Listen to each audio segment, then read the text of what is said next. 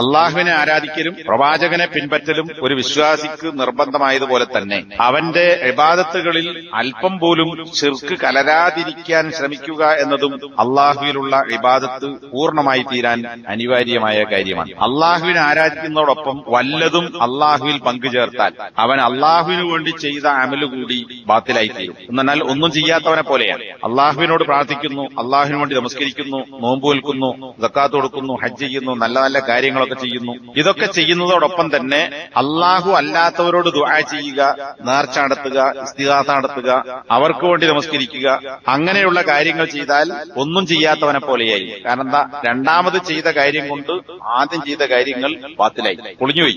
അപ്പോ ഒരു ഇബാദത്തും ചെയ്യാത്ത ആളെ പോലെയാണ് ഈ കാര്യങ്ങളൊക്കെ ചെയ്തവൻ. വലഖദ് ഊഹിയ ഇലൈക വഇലല്ലദീന മിൻ ഖബ്ലിക് ലൈൻ അശ്റക്ത ലയഹ്ബതന്ന അമലുക വലതകൂനന മിനൽ ഖാസിരീൻ. സൂറത്തു സുമറിലെ 65-ാമത്തെ ആയത്താണ്. തീർച്ചയായും അല്ലാഹു സുബ്ഹാനഹു വ തആല നിനക്ക് മുമ്പുള്ളവർക്കും സന്ദേശം നൽകിയിട്ടുള്ള കാര്യമാണ്. നീയെങ്ങാനും അള്ളാഹുവിൽ പങ്കു ചേർക്കുകയാണെങ്കിൽ നിന്റെ എല്ലാ പ്രവർത്തനങ്ങളും നിഷ്ഫലമായി പോവുക തന്നെ ചെയ്യും, നീ നഷ്ടകാരികളിൽ പെട്ടവനായി തീരുകയും ചെയ്യും എന്ന കാര്യം.